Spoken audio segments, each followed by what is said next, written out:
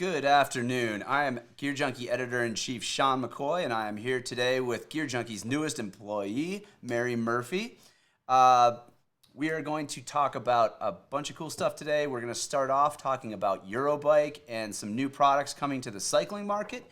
We will touch a little bit on plastic pollution and how it's affecting the highest and lowest points on Earth. And finally, we're going to talk about a fun story surrounding naked biking. But first, Mary, can you tell us a little bit about what you bring in the world of adventure and what you've done in the outdoors, maybe your favorite trip? Oh, favorite trip. Yeah, Sean. So last August, 2 August past, I did a pack paddleboarding trip. So first of its kind, friend and I were the first team of paddleboarders to paddle this lake circuit in British Columbia. We did it in 10 days, 12 lakes, about 70 to 80 miles of paddleboarding, completely self-sufficient, and that was pretty fun, and we had good weather. So sounds like an awesome trip, and really look forward to having your perspective on our website and some of the experiences you've had. But for now, let's get talking about bicycles. Should we talk about Eurobike? Eurobike, I think so. So given the fact that Interbike is no more, the November Outdoor Retailer Show won't happen in the U.S., this is really one of the big bike shows of the year. And there's a lot of cool products coming out. We wrote an article recently on Gear Junkie that has 50 products, and we've picked a few out that we like a lot. I think we're going to start talking about the Drivetrain. Yeah, sounds good. So TRP today launched a new Drivetrain. It is called the DH7, and it is designed for downhill mountain biking. Specifically, it aims at a small niche. Have you had a lot of experience riding mountain bikes downhill? I have, but not to the extent that they're designing this drivetrain for. The derailleur and the shifter is meant for pretty rough terrain. Yeah, it's really targeted at high-level riders, I think, to start off. Their pro that they're working with, Aaron Gwynn, is, I think, 5-time world champion, and they're really aiming at that pinnacle level of the sport. It's really exciting because it's really a third player in the drivetrain market, in my opinion. I mean, Shimano and SRAM pretty much dominate the entire world, even though there are a few small players. Have you ridden? What do you ride right now? I ride a Trek. A Trek? Yeah. Shimano? SRAM? Shimano. Yeah. Okay. See, it's going to be one of those for almost it's one everybody. Of those too, yeah. Yeah. So this drivetrain, so I wrote this story today, did a little research about it, and it really looks interesting. It has what they call the Hall Lock, which is named after the designer, and this locks out the derailleur, is my understanding. Okay. I am not a downhill mountain biker, but you were telling me it sounded like this would help quiet it down. Yeah, so I think the Hall Lock, specifically how they're tightened and attached, it sounds like it's meant to make the derailleur a lot quieter in terms of the terrain that someone's riding. Not going to hear as much slamming as it bounces around while you're going down the hill. It also has a ratchet clutch system that is adjustable and allows you to vary how it's set up to allow a certain amount of chain growth depending on your suspension travel. So it seems to me like a pretty cool system, and it's something that we're looking forward to seeing come down the line. A new player in the world of bike componentry, and I don't know, I'm pretty stoked to see it. I'm sure a lot of bikers are looking forward to it. Yeah. So outside of that product, we had 50-some others that we've written about, and I'm wondering what you found really interesting. Yeah, I really enjoyed the Tatsa integral pedal system. So it's a pedal crank unit. It's one of the thinnest now on the market. It's 3 millimeters width at its thinnest point. And essentially, there's no bearing extension, so the bearing is integrated into the crank, which just gives the pedals this really sleek, thin, and very lightweight look. Yeah, it looks like for the flat. Really flat interesting pedals. design. So. Putting those bearings inside of the crank, because usually I think they sit a little bit extended Yeah, from they're the crank, essentially right? extended. And when you don't have that extension, there's essentially less work that the crank has to do, having that pedal Yeah, it looks cool. tighter. The one that I thought seemed really interesting, and it probably would work well with X, I believe they run on flats, which that pedal system is the 510 Trail Cross Mid Pro, and it's a mountain biking boot in essence. It's much heavier looking than a lot of the mountain bike shoes you see on the market.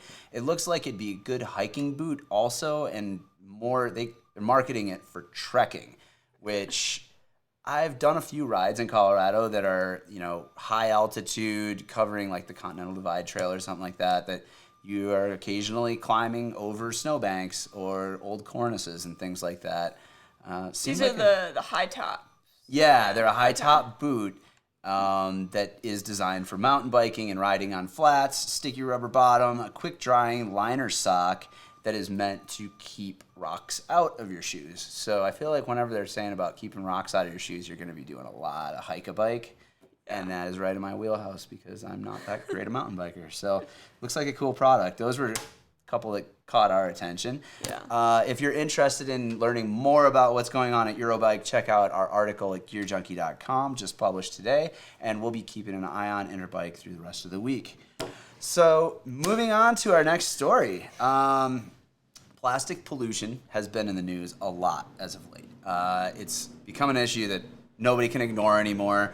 And one of the world's best long-distance swimmers just swam 300 miles through the Pacific Gyre, also known as the Great Pacific Garbage Patch. And Mary, you're working on a story that's on the exact opposite end of the spectrum. Yep. So can you tell me a little bit about that? I think. Yeah, sounds nice. Also a story that we're working on is the impact of plastic accumulation on our planet at the highest point of our Earth, which is Mount Everest in Nepal.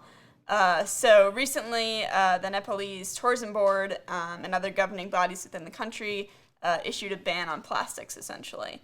Plastics with a certain millimeter thickness and single-use plastics like water bottles, soda bottles, and wrappers are no longer going to be allowed in that area, in that mountainous region, because there has been so much garbage and waste left behind, and that's kind of destroying there's rivers and streams over there, as well as it looks terrible on the mountain.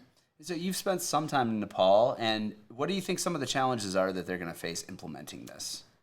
I think some of the initial challenges are going to be enforcement, for sure, and figuring out who they're going to work with to enforce the plastic ban amongst climbers and just other visitors, as well as locals.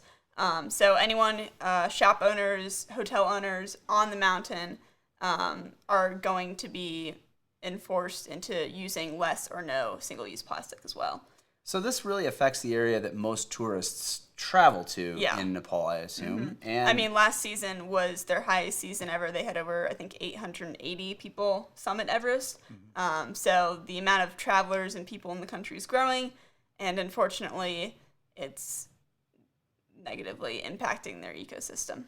Yeah, so I wonder how this could have a larger effect on the large-scale import of products to Nepal. If you're suddenly, Coke can't import its products in plastic, will this force them to start using reusable glass or other types of products for their what they're selling to what probably is largely a tourist market? Yeah, and what I also think is interesting on that regard, importing things is at that level in the mountains, Lukla and above, everything is carried in on someone's back.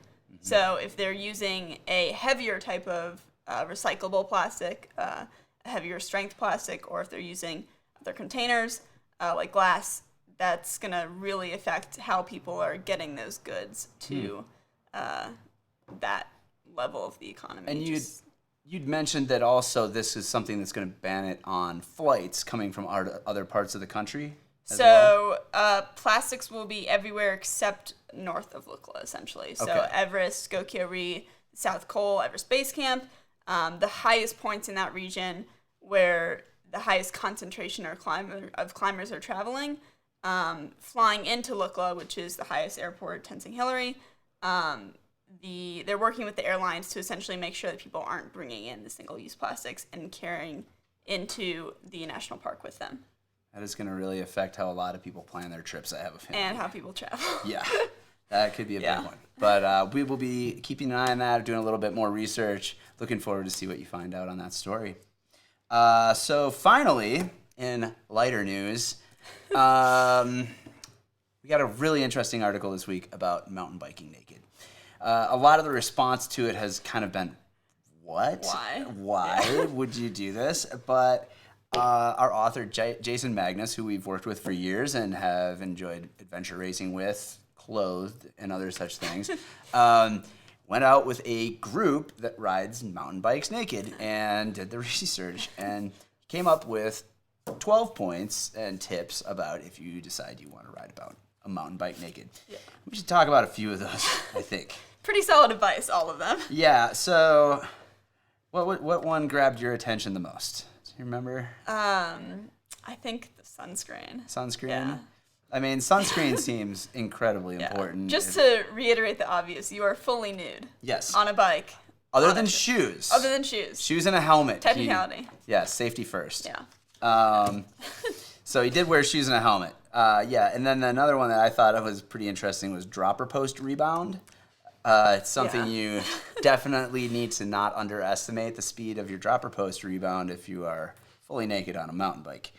A couple others that he mentioned, don't crash, which seems really wise. I have some leftover of that from 2 weeks ago, and it's still all over my body, even though I had clothes on. I would be horrified to know how that would have panned out if I was naked. Yeah. And then, obviously, an important question is the legality of being stark naked, even in the wilderness on a mountain bike. I think it varies. The law is different state to state. Where this took place in Oregon, they did some research and found out that it is indeed legal. To be and it was nude. received well. And it was received People well. smiled People mostly, yeah, it sounds like they giggled and pointed and said, well, how about that? Naked people on bicycles. Yeah. So his biggest takeaway was that it was awesome. And I don't know. Confidence is key. So if you had this opportunity, is it something you would try? Yeah, I think I'd definitely try it. I'm more on I prefer having pockets. Yeah. Snacks, hydration, toolkit, bike tool, otherwise. Pockets are nice. Yeah, pockets are helpful. Their trips seem fun. 12 miles naked they went for it. An adventure, and you're kind of committed after a few miles of it. I could just see so many things. Every time you pass someone, you're committed. Yeah. It seems like it could really go wrong, but it also seems like it would be quite the adventure. So, props to Jason Magnus for doing the research and the homework on that one for us. I think we all got a good laugh out of the story and learned quite a bit. So, with that, again, I'm Sean McCoy. This is the weekly Roundup. Thanks, Mary, for joining us today, and we will talk to you next week. Thanks, Sean.